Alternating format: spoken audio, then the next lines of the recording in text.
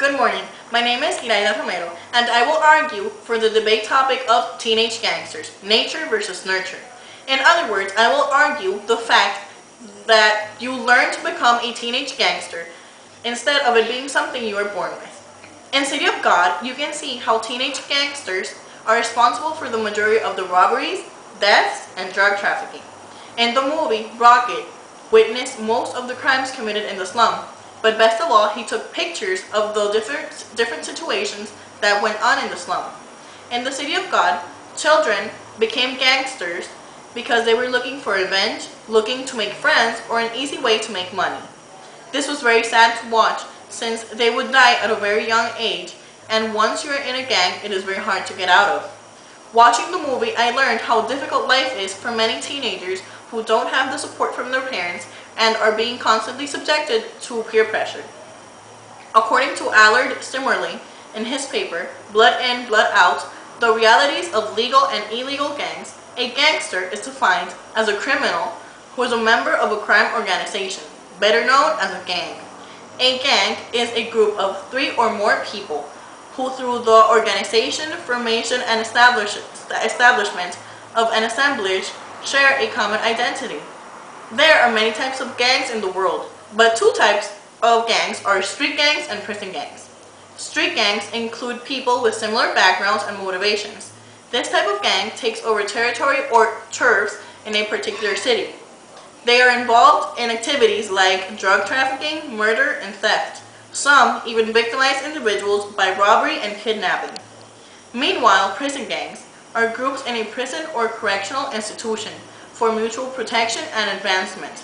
And they must follow the policy of blood in, blood out, which means that to get into a prison gang, one has to spill someone else's blood. In other words, commit murder. According to Jody Lane in her paper, Fear of Gang Crime, a look at 3 theoretical models, gangs aren't just a big city or inner city problem, nor are they a problem in a particular race or culture. They cross all ethnic, racial, gender, and geographical boundaries. They bring fear and violence to neighborhoods. They destroy property, they involve youth in crimes, and drive out businesses.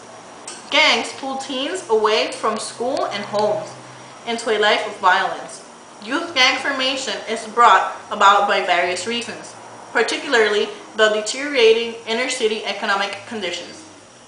Some kids grow up in indigent areas where the environment is characterized by poor housing, underfunded schools, and law-violating youth gangs. According to Catherine Solomon, in her paper, Street Gangs Growing Up, any gang-involved young people face difficulties upon trying to leave a gang because most of their friends are still in gangs, and also because they have made enemies who might still continue to target them. But even though it is a very hostile environment, it may seem impossible to get out of, there is always a way to turn your life around and head towards a bright future. I truly believe that for a child to become a gangster, they have to be taught or influenced by someone they look up to. Sometimes children are born into a family of gangsters, where they have no choice but to follow their family business. Others are pressured by their friends to join a gang, or they see how easy it is to make money, and so they decide to take the easy road.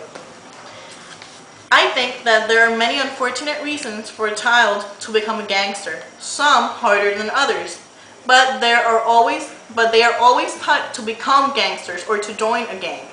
They are not born as gangsters. Are you sure about your position in the debate?